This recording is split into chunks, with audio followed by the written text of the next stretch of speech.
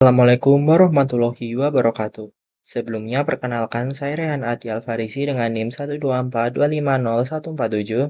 Di sini saya akan menjelaskan mengenai tugas proyek akhir manajemen basis data saya yang bertemakan makanan online.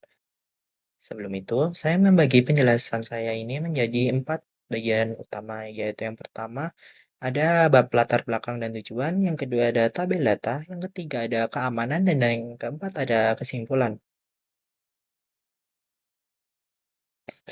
Saya mulai dari latar belakang permasalahan basis data ini. Adalah yang pertama, jumlah transaksi pemesanan makanan terus meningkat seiring perkembangannya layanan digital. Yang kedua, ada banyak data yang harus dikelola secara bersamaan, seperti data pelanggan, data menu, restoran, pesanan, kurir, hingga data pembayaran. Yang ketiga, ada pengelolaan data yang tidak terstruktur menyebabkan pencarian data menjadi lambat dan rawan kesalahan. Yang keempat, ada kesalahan pencatatan pesanan dapat menyebabkan makanan tertukar, keterlambatan pengiriman, hingga komplain dari pelanggan. Yang kelima, ada data pembayaran yang tidak tercatat dengan baik dapat menimbulkan selisih keuangan. Dan yang keenam, ada keamanan data yang rawan karena data menyimpan data pribadi pelanggan dan riwayat transaksi. Lalu tujuan dari penerapan basis data saya adalah yang pertama, untuk mengatur data agar dapat tersimpan lebih rapi dan mudah diakses. Yang kedua, ada agar sistem dapat mencatat informasi pelanggan, menu, pesanan, kurir, dan pembayaran dengan lebih akurat.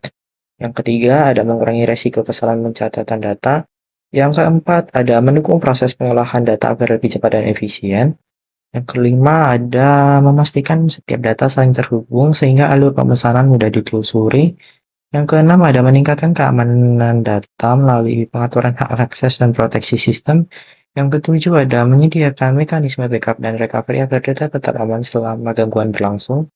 Yang kedelapan, ada mempermudah proses monitoring aktivitas pemesanan. Yang kesembilan, ada memudahkan pengembangan fitur baru pada sistem. Dan yang terakhir, agar dapat membantu menjaga stabilitas operasional agar layanan pelanggan makanan dapat berjalan secara lancar. Selanjutnya di sini saya akan menjelaskan mengenai tabel-tabel yang saya gunakan. Di sini saya menggunakan 7 tabel.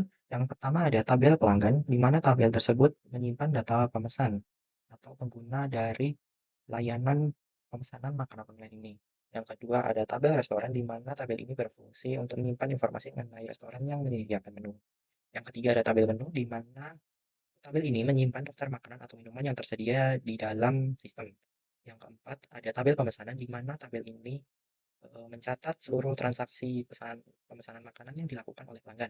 Yang kelima, ada tabel detail pesanan, di mana tabel ini digunakan untuk menyimpan rincian menu yang dipesan dalam setiap transaksi. Lalu yang keenam, ada tabel pembayaran, di mana tabel ini mencatat transaksi pembayaran dari setiap pesanan. Dan yang terakhir, ada tabel kurir, di mana tabel ini menyimpan informasi petugas pengantar yang akan mengirimkan pesanan yang telah dipesan. Selanjutnya ada alur ERD yang saya buat.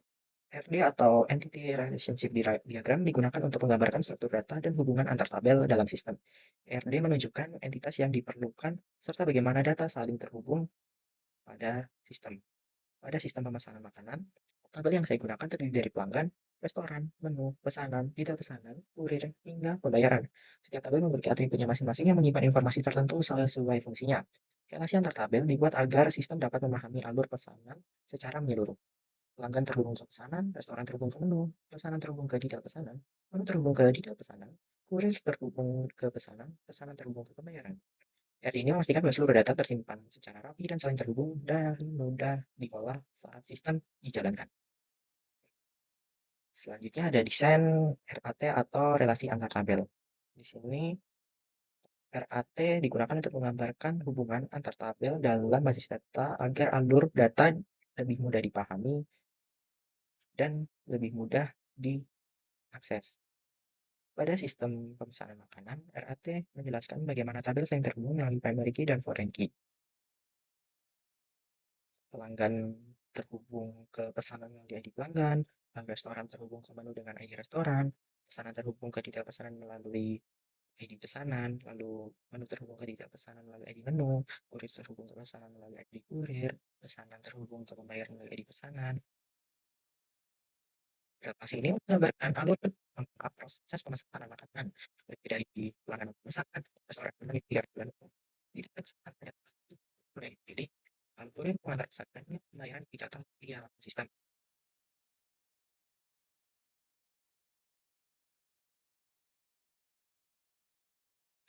Lanjut selanjutnya di sini ada data dari tabel yang saya gunakan. Di sini ada yang pertama data di tabel pelanggan. Di sebelah kanan ada data yang saya gunakan untuk di tabel restoran. Di sini ada tabel dua tabel selanjutnya, yaitu tabel menu pada sebelah kiri dan tabel pembayaran di sebelah kanan. Selanjutnya ada data dari tabel digital pesanan. Dan yang terakhir ada dua data dari tabel pesanan dan tabel kurir.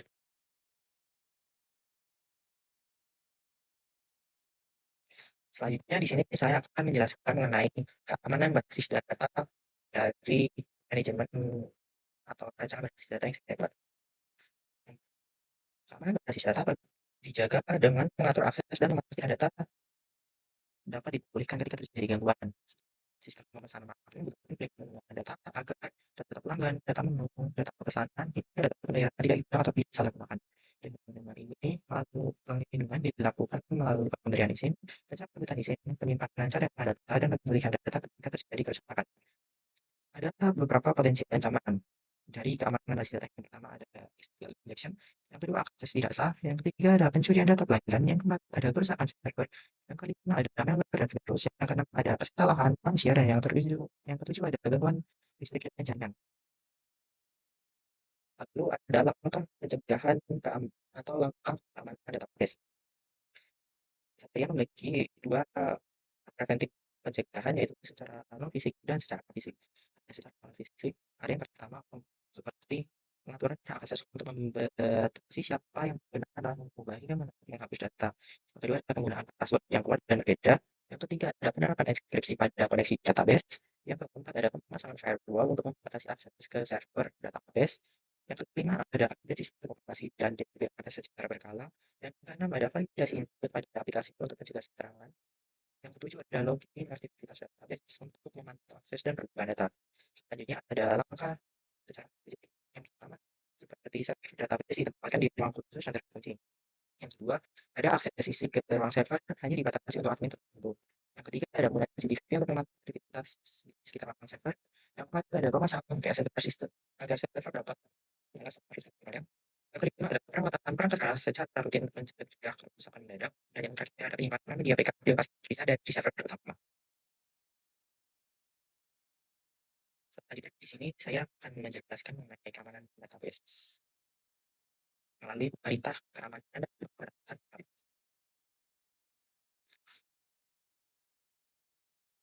Selanjutnya di sini saya akan menjelaskan mengenai perintah membatasi proses dari database. Yang pertama ada perintah grant, di mana perintah grant sendiri digunakan untuk memberikan hak akses kepada pengguna database sesuai tugasnya. Contohnya admin diberi tugas secara diberi akses penuh, sedangkan kasir hanya diberikan izin untuk melihat data pembayaran. Selanjutnya ada perintah review. Perintah review ini digunakan untuk kembali hak akses pengguna yang sudah tidak berwenang agar keamanan data dapat tetap terjaga. Yang ketiga ada backup, di mana backup ini dilakukan untuk menyimpan salinan seluruh data agar tetap aman jika terjadi gangguan atau kerusakan, bahkan kehilangan. Backup dilakukan secara rutin dan berkala. Yang keempat ada recovery, di mana recovery ini digunakan untuk memulihkan data menggunakan file backup ketika terjadi gangguan agar sistem dapat berjalan kembali secara normal. Jadi kesimpulannya adalah perancangan basis data pada sistem pemesanan makanan membantu mengatur data agar lebih terstruktur, terhubung, dan mudah digunakan. Perancangan membuat data lebih rapi, terhubung, dan mudah dikelola. Seluruh proses pemesanan dari pelanggan sampai pembayaran dapat tercatat dengan baik. Sistem keamanan yang diterapkan membuat data lebih aman, stabil, dan dapat dipulihkan saat terjadi gangguan.